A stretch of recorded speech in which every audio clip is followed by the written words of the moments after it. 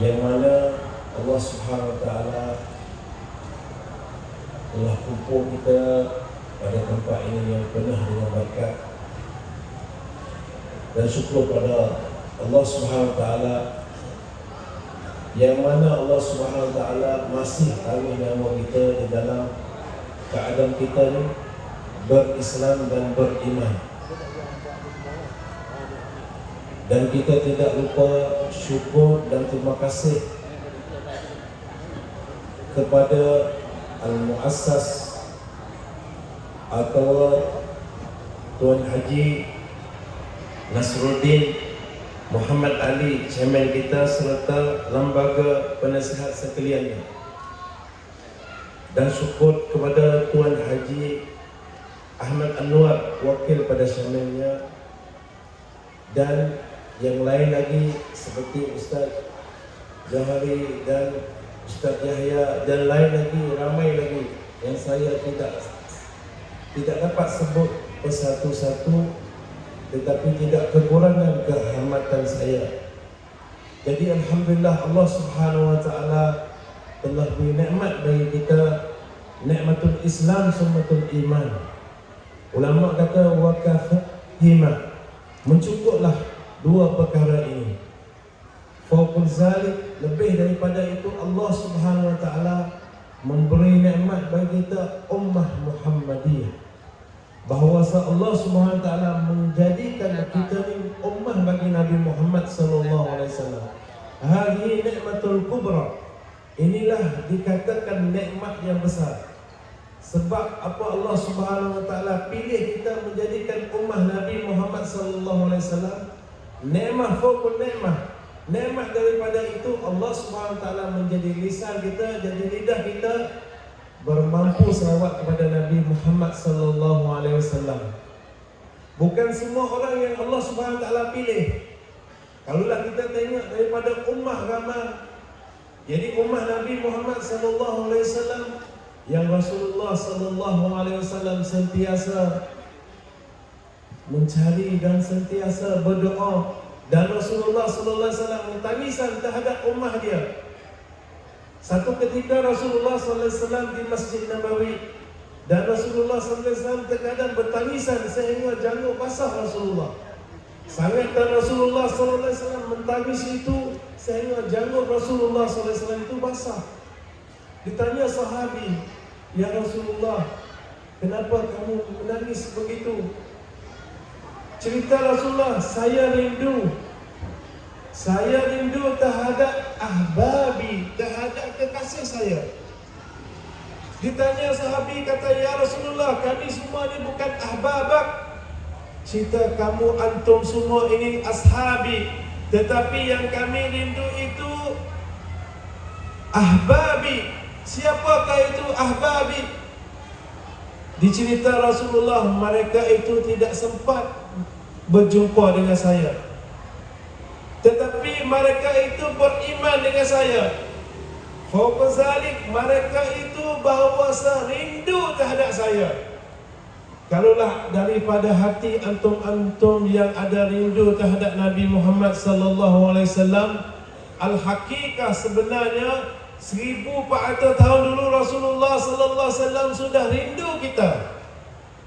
Sebelum kita nak rindu Nabi, tetapi hakikat sebenarnya Rasulullah sallallahu alaihi wasallam sudah rindu terhadap kita. Dan Rasulullah sangat rindu terhadap sehingga menangis Nabi Muhammad sallallahu alaihi wasallam. Alamat seseorang yang boleh mengatakan merindu terhadap Nabi Muhammad sallallahu alaihi wasallam, mahabbah dia terhadap Nabi Muhammad sallallahu alaihi wasallam, ainal alamah. Manakah seseorang mendakwa kata dia ni cinta terhadap Nabi Muhammad sallallahu alaihi wasallam? Kalaulah seseorang menghadapkan saya sayang terhadap Nabi Muhammad sallallahu alaihi wasallam, kalaulah tanya ummah Nabi Muhammad, orang Islam semua, saya sayang terhadap Nabi, saya rindu terhadap Nabi. Kalau tanya semua alamat, semua orang terdakwa kata saya sayang dan saya rindu. Tapi tanya ainal alamah, Di manakah alamat yang kata kita ni rindu terhadap Nabi Muhammad sallallahu alaihi wasallam? Di manakah alamah?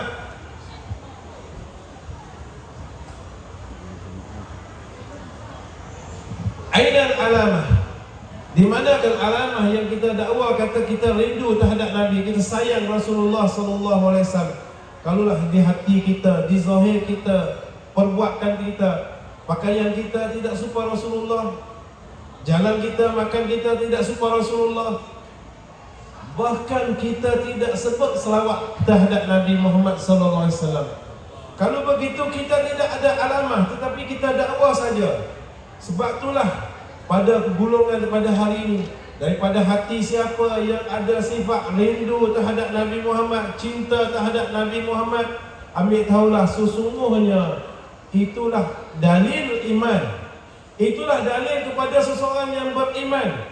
Sebab apa? Sebab kalaulah kita rindu terhadap Nabi Rasulullah sallallahu alaihi wasallam, kita rindu setiap kali makan kita ingat macam mana Rasulullah makan, macam mana Rasulullah jalan, macam mana Rasulullah tidur.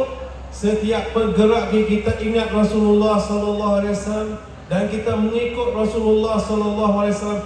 Hadza alamah, bal hadza iman. Bahkan itulah iman, bukan sekadar alamat saja. Kalulah hari ini, kalulah kita naik kereta, kita tengok minyak kereta ada jarum dia. Kalau sebelah naik sebelah kanan itu dinamakan full. Dia kata minyak ni penuh, kita boleh jalan jauh. Tapi kalulah dia sebelah kiri turun rapat itu, kita tak boleh nak pergi jauh, bahkan naik merah tanda. Tapi kalulah kita tak ada iman, apa dia ada? Dia naik merah tak? Tak naik merah. Dia duduk jalan, dia tidur, dia solat, tapi tidak tahu kata iman kita macam mana. Ada alamat nak cek macam mana? Tengoklah kerinduan kita terhadap Nabi Muhammad sallallahu alaihi wasallam. Kalulah setiap hari kita bangun, kita kerja, kita cari makan, kita boleh cari sara anak kita, isteri kita, tetapi kita tidak ada fikir hamba Rasulullah sallallahu alaihi wasallam. Sebenarnya kita jaga satu harian itu tidak kita langsung kepada Rasulullah sallallahu alaihi wasallam. Bahkan kita cari harian itu anak kita, isteri kita itulah yang dia panggil ayah, atau dia panggil papa, atau panggil bapa. Dialah satu hari yang panggil kita ni wahai yang zalim. Kenapa wahai yang zalim? Kerana kita kasih makanan terbaik mereka, kasih minuman yang terbaik untuk mereka, kasih pakaian terbaik untuk mereka, kasih tempat tinggal terbaik untuk mereka, kasih kenderaan yang terbaik untuk mereka, tetapi kita tidak kasih agama dengan mereka. Sehingganya terkadang mereka itu pakaian tidak selonok, pakaian yang diharam oleh syariat, kita tidak larang, kita tidak menegah. Satu hari dia kata, ya Allah, mengambillah orang zalim itu masuk neraka kali dengan mereka itu. Itu orang yang kita jaga terbaik-baik. Tetapi kalaulah kita tidak masuk agama dengan mereka, satu hari dia panggil kita wahai yang zalim. Sebab itulah Allah Subhanahu Wa Taala hantar contoh yang terbaik, bahawa contoh Rasulullah sallallahu alaihi wasallam. Tetapi kalaulah kita tidak ada fikir seperti fikir Nabi Muhammad, tidak ada ikatan terhadap Nabi Muhammad, kita tidak ada power untuk nak menegah sehingga anak kita sekalipun. Jangan kata orang tepi rumah kita, jangan kata orang ahli kampung kita, orang dalam rumah kita sekalipun, kita tidak ada power untuk nak cakap dengan mereka itu. Sebab apa? Sebab kita tidak ada tanam sifat Nabi Muhammad sallallahu alaihi wasallam. Jadi kita ambil zahir saja. Sebab itulah iman seseorang, kita tengoklah mahabbah dia terhadap Rasulullah sallallahu alaihi wasallam. Kalaulah dia rindu Nabi Muhammad sallallahu alaihi wasallam sentiasanya, itulah iman seseorang itu banyak, full. Tetapi kalaulah dia tidak ada rindu, mungkin iman orang itu biasa.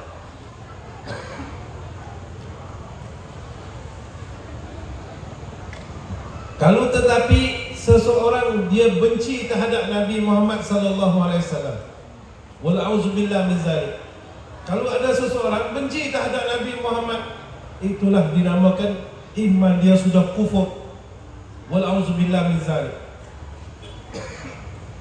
Sebab itulah dalil seseorang yang sentiasa bermahabbah terhadap Nabi Muhammad sallallahu alaihi wasallam.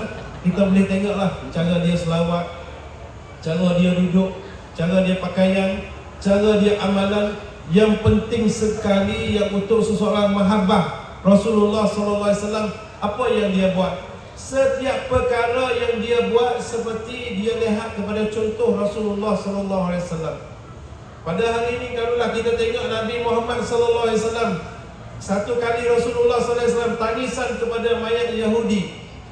Orang Yahudi, mayat Yahudi sudah mati, sudah jalan, mayat itu sudah angkat kepada kuburan Yahudi. Tetapi bila melihat oleh Rasulullah sallallahu alaihi wasallam, Rasulullah menangis kepada mayat itu. Ditanya sahabat, "Ya Rasulullah, takkan itu mayat Yahudi?" "Ya, aku tahu," kata mayat Yahudi, "tetapi aku sedih. Belum aku sampai kalimah la syahadah pada dia, dia sudah meninggal. Sekarang dia pasti kepada neraka." Sebab tu Rasulullah sallallahu alaihi wasallam memikir ahli ummah dia bukan pada ummah Islam, tetapi ummah yang lain lagi, ummah yang belum dapat Islam. Rasulullah sentiasa memikir macam mana untuk nak sampai kalimah pada mereka itu. Inilah hamman Rasulullah yang Rasulullah sentiasa memikir. Tapi kalaulah kita pada hari ini, kalaulah kita tidak ada hamman Rasulullah, kita fikir sekadar kita saja, anak kita saja, nanti hari akhirat esok kita ditanya oleh Rasulullah, kenapa jiran kamu tidak bagi tahu? Kenapa kawan kamu yang kamu dulu makan sekali kamu, dia belum Islam, dia belum dapat iman, tapi kita belum bagi tahu mereka itu. Sebab itulah hari ini mas'uliyah bagi kita. Setiap orang yang kita duduk, setiap perkara yang kita pergi, setiap tempat yang kita pergi, harus kita membawa sifat Nabi Muhammad sallallahu alaihi wasallam. Rasulullah sallallahu alaihi wasallam mempesan kepada ummah dia, "Ballighu anni walau ayah." Menyampailah ganti daripada aku. Sebab itulah kita tahu basmalah, tahu membaca bismillah. Bismillah yang kita tahu satu itu harus membawa kepada nyampai kepada orang belum tahu lagi. Saya tahu rukun solat, harus menghajar orang belum tahu lagi. Sebab itulah kalau kita tengok di kalangan sahabi Rasulullah sallallahu alaihi wasallam, di zaman Rasulullah 130,000 sahabat. Tetapi yang ada di bumi Madinah dengan Makkah belum sampai 10,000. Yang lain-lain lagi rata-rata mati, rata-rata di anharul alam. Sehingga di China juga ada kubur sahabat. Dalil apa? Yang bawa hamman Rasulullah, kepentingan Rasulullah untuk nak menyampaikan risalah Rasulullah. Yang untuk yang Rasulullah sallallahu alaihi wasallam mengatakan, "Ballighu anni," menyampaikan ganti daripada aku. Jadi dari sinilah yang risalah yang Rasulullah pesan daripada kita semua. Bukan untuk imam, bukan untuk ustaz, bukan untuk seseorang yang ahli menega, bukan untuk seorang yang ketua kampung, tidak. Bahkan semua kita semua ini akan bawa risalah Nabi Muhammad sallallahu alaihi wasallam. Sebablah mas'uliyah atas kita untuk menyampaikan risalah Nabi Rasulullah sallallahu alaihi wasallam. Kalau tanya macam mana kita ini nak bawa risalah, kita tak tahu apa. Sebab itulah bila kita berfikir seperti fikir Nabi, insya-Allah Rasulullah sallallahu alaihi wasallam akan mengajar kita. Allah Subhanahu wa taala akan menghantar untuk kita. Zaman Rasulullah sallallahu alaihi wasallam, kalaulah kita tengok di zaman itu, sahabat yang faham daripada Rasulullah sedikit saja. Seorang ni menghafal satu ayat, seorang ni hafal dua ayat.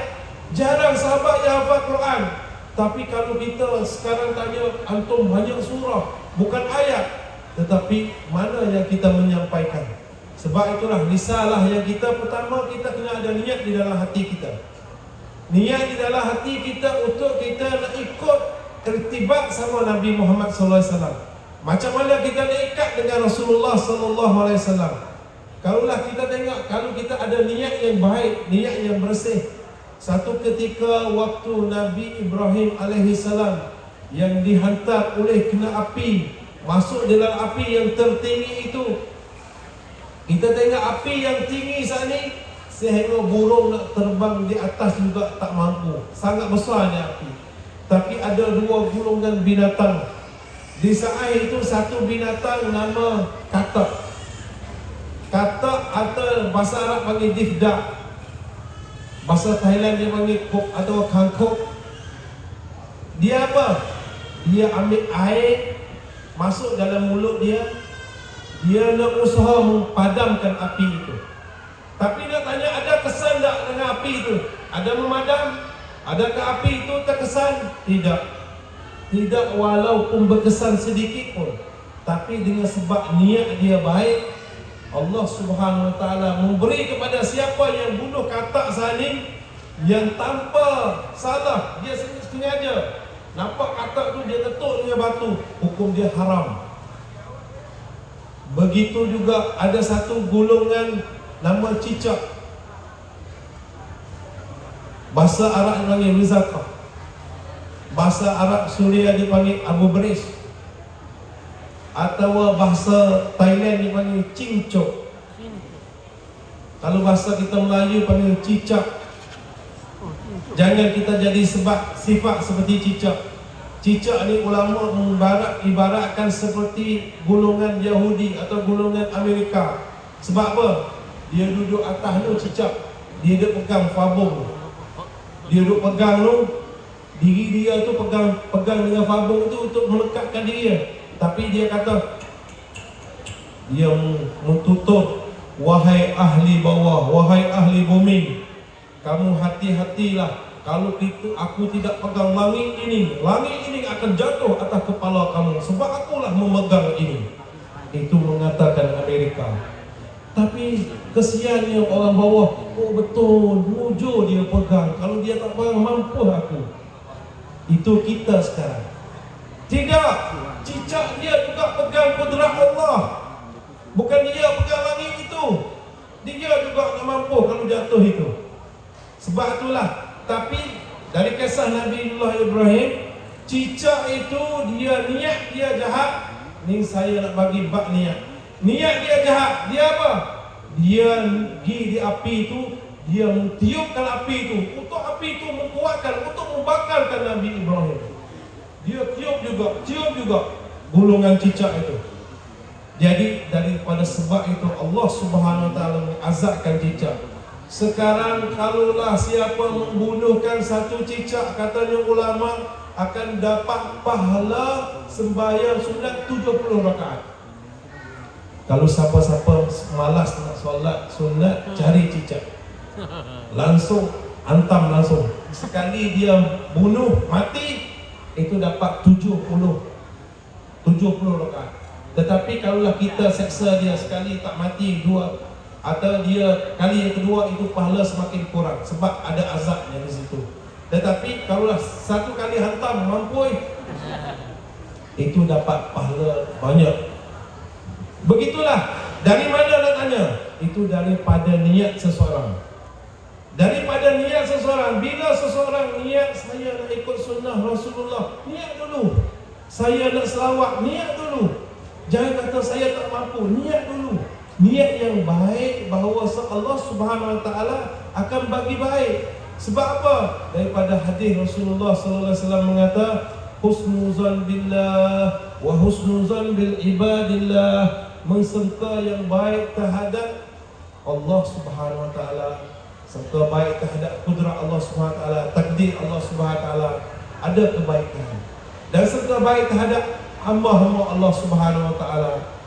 Dan daripada ulama mengatakan, seseorang kalaulah dia ini niat baik dan sangka baik, dia akan beruntung di dunia sebelum akhirat.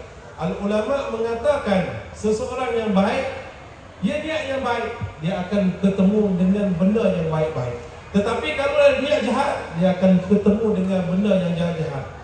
Jadi ulama bagi tahu apa benda ni? Ulama bagi misal, kalaulah ada air satu dalam mazhab Syafi'i, kalaulah kita ada air satu beledi. Satu beledi ni bahasa Arab, asal Arab Hadramaut.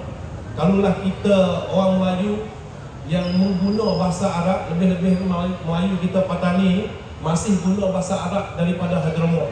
Kalimah baldi, orang Arab Hadramaut yang panggil baldi. Jadi kita juga guna baldi, bahasa kampung Patani punya. Tak tahu kata Malaysia sama tidak? Sama ya. Dulu kita, sebab orang Hadramaut bawa Islam masuk ke sini, kalimah-kalimah banyak yang bawa masuknya. Jadi salah satu kalimah yang banyak guna baldi atau tas. Tas yang kita bawa. Kalau panggil orang tua dulu, sekarang pun masih ada panggil tas. Itu bahasa Arab kampung di Hadramaut. Jadi dalam hukum fiqh, kalau kita ada air bersih, air satu beledi, letak kat situ. Tadi kita ada si Zaid dengan si Umar. Dia melihat satu kucing ini duk makan tikus. Contohnya, makan tikus. Dia tengok dua-dua orang melihat. Kata kucing ni makan tikus, nyong. Tikus itu ada darah dia, menajis mulut dia. Tapi setelah itu 2 jam. Contohnya setelah itu 2 jam. Dia dua orang itu melihat pula, kata kucing tu, mari minum air di dalam baldi sana. Cara minum kucing, dia masuk lidah dia, berjilat macam tu. Apakah hukum itu? Si Zaid kata, tadi saya tengok dengan mata kata kucing tu makan tikus. Pastilah panggil lidah dia najis. Dan masuk itu di air ini dinamakan air mutanajis. Hukum si Zaid ni tak boleh guna air. Sebab apa? Dia nampak kata kucing tu makan tikus, tapi dia sangka kata kucing tu tidak pergi ke lain dah. 2 jam masa dia. Tapi si Umar kata apa? Si Umar kata, saya lihat kata kucing tu makan tikus, tapi masanya sudah lalu 2 jam. Kawasan ni ada sungai kat tepi tu, ada kucing. Tabiat dia bila dia makan barang panas, dia nak minum air langsung. Mungkin tadi sudah makan tikus, dia minum air dalam kolah pula. Sengkar saja itu, tapi sengkar baik. Dia minum air dalam kolah, air itu cukup 2 kolah. Bila cukup 2 kolah tadi, si Umar nampak tak kata dia minum 2 kolah? Dia tak nampak, cuma dia sengkar saja. Nak tanya apa hukum untuk si Umar air itu? Dalam hukum fiqh, Umar boleh minum air itu, Umar boleh ambil air itu buat wudu, Umar boleh basuh baju, Umar boleh ambil air itu buat masak nasi. Tapi si Zaid boleh guna apa? Boleh siram pokok saja. Sebab apa? Dari mana dua-dua orang ini berbeza? Air yang sama, kucing yang sama, berbeza yang sangka baik. Yang si Umar sangka baik terhadap kucing itu. Yang si Zaid itu dia kata kucing itu makan tikus, dia tengok zahir, tetapi dia tak sangka baik kata kucing itu dimakan air dalam kolam. Jadi itulah seseorang yang sangka baik, sentiasa sangka baik, orang ini akan temu yang kebaik. Tetapi kalaulah sangka jahat, Allah fikum, jangan-jangan, hati-hati. Kita tengok orang tua sangat jaga kita. Bila kita naik perahu, kita jangan cakap tentang buah. Ya, jangan sama sekali. Duduk tak paut jangan cakap. Duduk tak paut, kalau datang buaya ni kita mampu. Jangan. Sebab apa? Sebab itu panggil sangka jahat terhadap keadaan itu. Dan biasanya kalau kita cakap, tak lama dia datang betul. Sebab itu bahaya. Tetapi kalau kita dalam hutan, jangan kita cakap harimau. Jangan sekali dalam hutan, kalau kita duduk, kalau datang harimau ni, mati kita nak buat. Jangan sama sekali. Sebab apa? Kita cakap tu daripada kita sangka benda jahat. Ahli menega, jangan sekali, hari ni nak nega boleh tak ni, nampak keadaan. Jangan sekali. Apa yang kita kena? Semua itu keadaan, insya-Allah baik, insya-Allah selamat, insya-Allah berjaya, insya-Allah itu adalah yang sangka baik. Dan Allah Subhanahu Wa Taala akan beri baik bagi orang sangka baik. Sebab daripada hadis kursi, Allah Subhanahu Wa Taala mengatakan, Aku mententukan sesuatu atas hamba aku, atas sengkah hamba aku. Berarti apa? Kalau hamba aku sentiasa sengkah jahat, aku tentu jahat baginya. Tapi kalau hamba aku sengkah baik terhadap itu, aku bagi baik. Kalau itu kejayaan kita, keselamatan kita dari mana asalnya? Daripada hati kita. Jangan sama kali kita menjadikan seseorang yang sentiasa sengkah jahat, sentiasa cakap tak baik. Kalau nampak orang tu, kita tengok cakap buruk tentang orang tu. Kalau tengok orang tu cakap buruk, kalau dia menega kata nak berjaya dah menega ni, orang ni dia hidup dia tidak berjaya. Sebab apa? Sebab hati dia tidak rubah keadaan sesuatu yang baik. Jadi Rasulullah SAW atas keadaan mana pun Rasulullah SAW sentiasa sangka baik.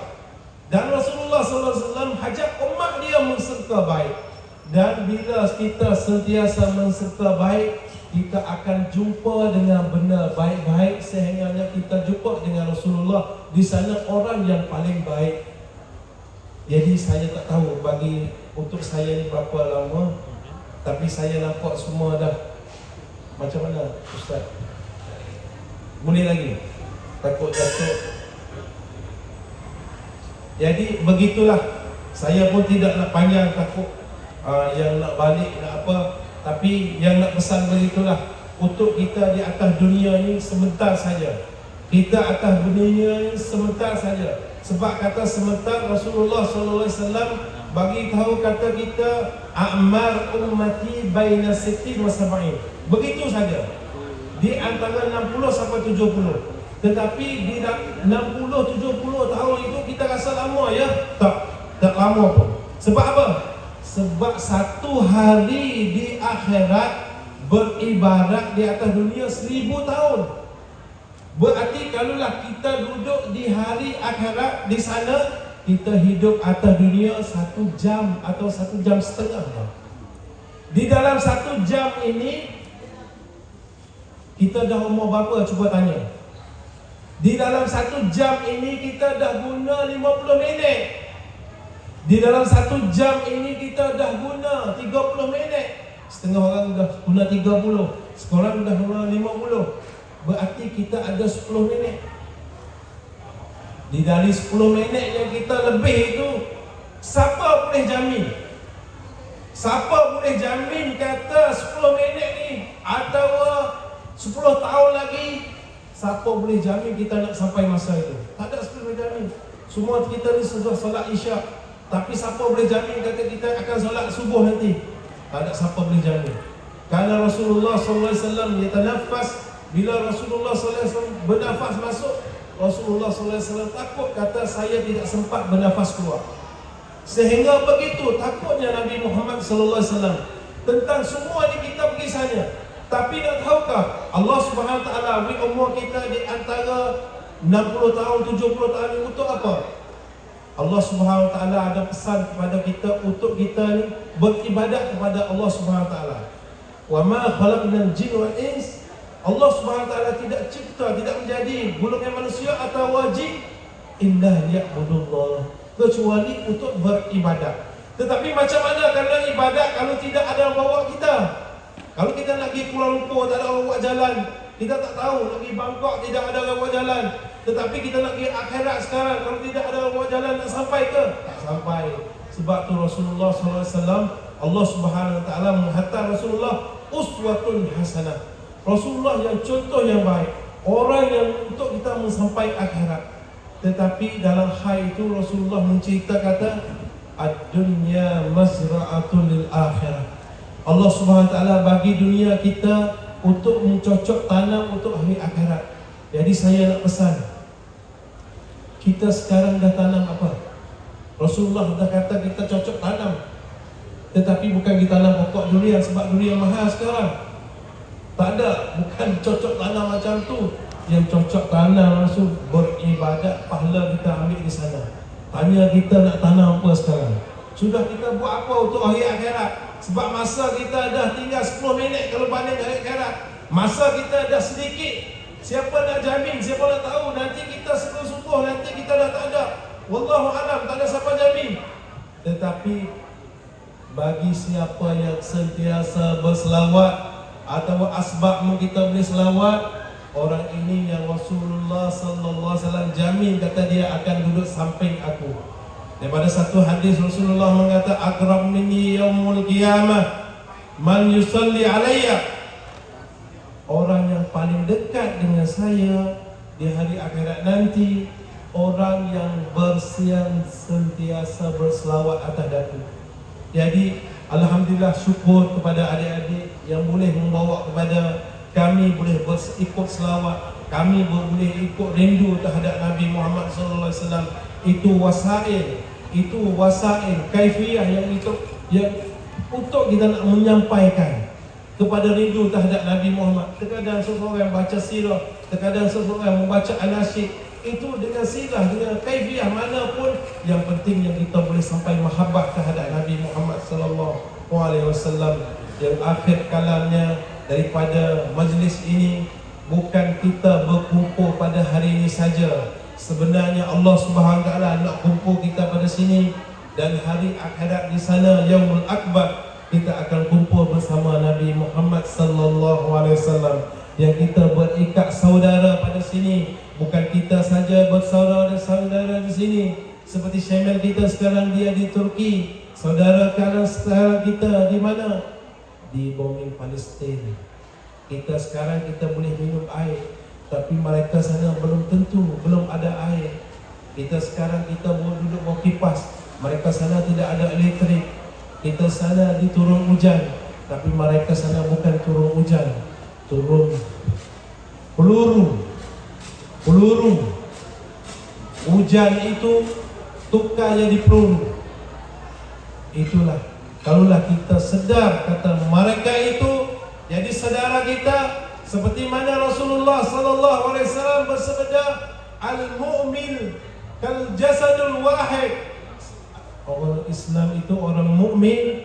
Rasulullah SAW tidak ibarat dengan orang Islam, tetapi Rasulullah ibarat orang mukmin. Orang mukmin tinggi daripada orang Islam. Sebab orang Islam belum tentu dia nak beriman, tetapi orang mukmin itu buah daripada orang Islam. Sebab itulah, kalaulah kita sedar kaki kita sakit, badan kita juga tak boleh nak tidur, mata kita tak boleh nak buka. Jadi janganlah kita lupa doa setiap kita solat. Kita berdoa bagi saudara kita.